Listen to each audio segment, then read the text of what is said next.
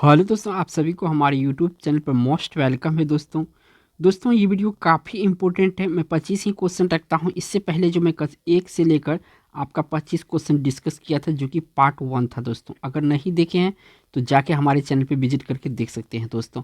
और ये पार्ट दूसरा है दोस्तों। यहाँ पे 26 नंबर से 50 नंबर क्वेश्चन आंसर डिस्कस करेंगे।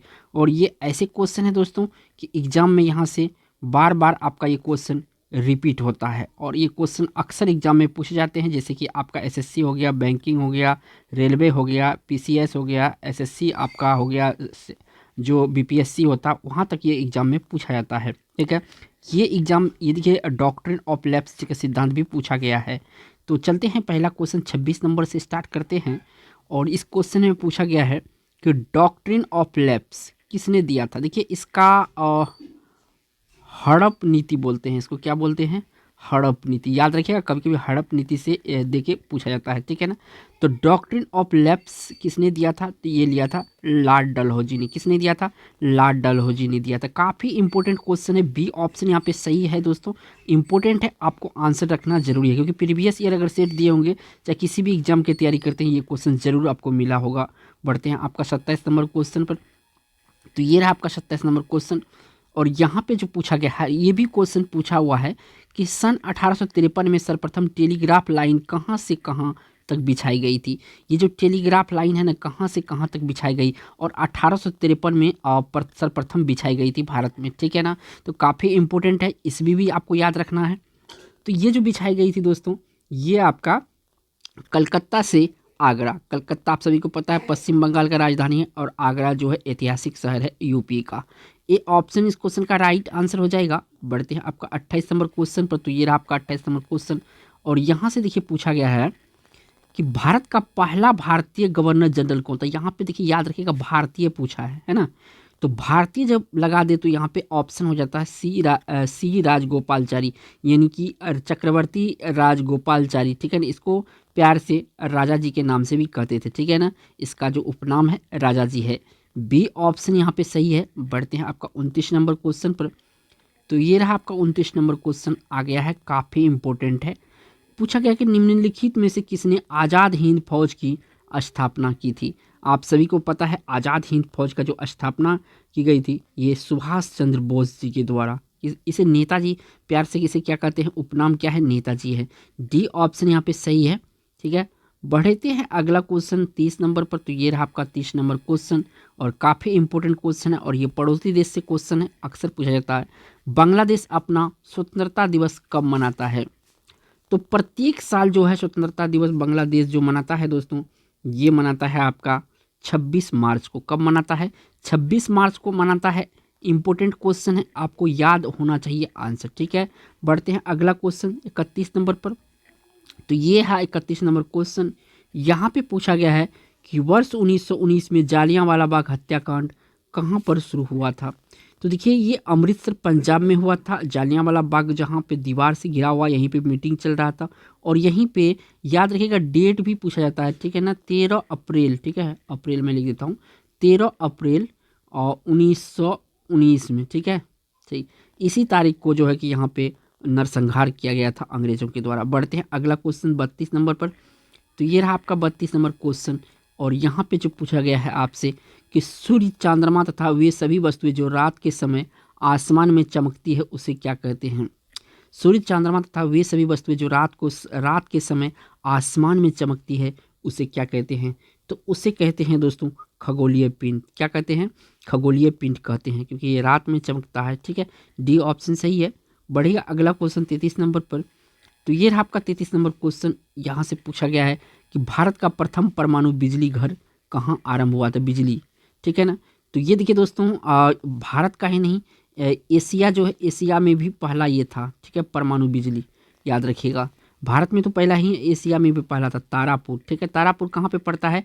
तो ये आपका महाराष्ट्र में पड़ता है। ठीक है, ये ऑप्शन यहाँ पे सही होगा। बढ़ते हैं अगला 34 नंबर क्वेश्चन पर। तो ये रहा आपका 34 नंबर क्वेश्चन। यहाँ पे जो पूछा गया है कि निम्नलिखित में से कौन हिंदुस्तानी संगीत शैली का हिस्सा नहीं है। तो देखिए धमार है, तराना है, और आपका ध्रुपद है। ये तीनों का तीनों हिंदुस्तानी संगीत शैली का हिस्सा है, लेकिन जो आपका तिल्लाना है ये नहीं है, ठीक है, याद रखिएगा। बी ऑप्शन क्वेश्चन का राइट आंसर होगा। बढ़ते हैं अगला क्वेश्चन पर। तो अगला क्वेश्चन ये रहा आपका 35 नंबर का, और ये भी काफ़ी इंपॉर्टेंट है, काफ़ी बार एग्जामों में पूछा गया, जहाँ तक बीपीएससी में भी पूछा है कि भारत का अंटार्कटिका अध्ययन केंद्र कहाँ स्थित है। भारत का अंटार्कटिका अध्ययन केंद्र कहाँ स्थित है, तो ये आपका गोवा में है। कहाँ पे है, गोवा में है। बी ऑप्शन यहाँ पे करेक्ट है। बढ़ेगा 36 नंबर क्वेश्चन पर। तो ये रहा आपका 36 नंबर क्वेश्चन, यहाँ पे पूछा जा रहा है आपसे 36 में, गंगा प्रदूषण सफाई परियोजना का शुभारंभ वर्ष 1986 में कहाँ हुआ था। एक तो 1986 याद रखना है, 1986 में ये आरंभ हुआ था, ठीक है।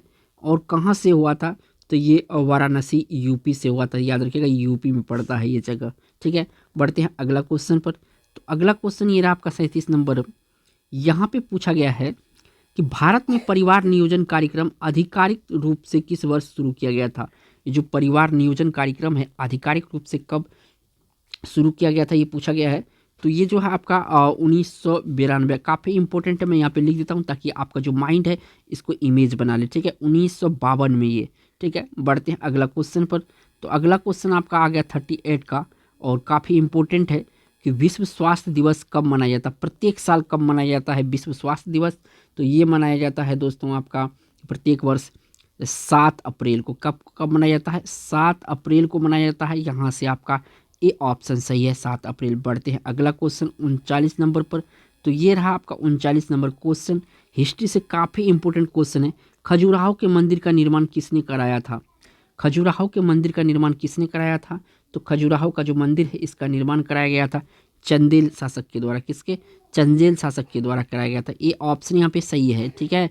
काफ़ी इंपॉर्टेंट है हिस्ट्री से ये क्वेश्चन। बढ़ते हैं अगला क्वेश्चन 40 नंबर का होगा दोस्तों। तो ये रहा आपका 40 नंबर क्वेश्चन, और ये पूछा गया है कि केंद्रीय अंग्रेजी तथा विदेशी भाषा संस्थान कहाँ स्थित है। केंद्रीय अंग्रेजी तथा विदेशी भाषा संस्थान कहाँ स्थित है, तो ये संस्थान स्थित है मध्य प्रदेश में। कहाँ पे, मध्य प्रदेश में। सी ऑप्शन सही है। बढ़ेगा अगला क्वेश्चन 41 नंबर पर।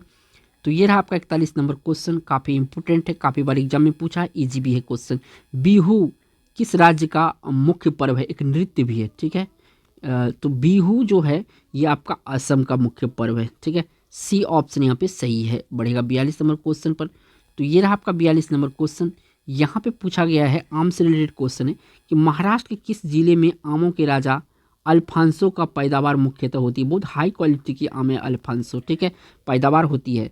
तो ये जो रत्नागिरी या रत्नगिरी जिला है यहाँ पे इसकी पैदावार होती है, किसकी, अल्फांसो आम की। काफ़ी हाई क्वालिटी की मैंगो होता है दोस्तों, विदेश तक में निर्यात किया जाता है। बढ़ते हैं अगला क्वेश्चन पर।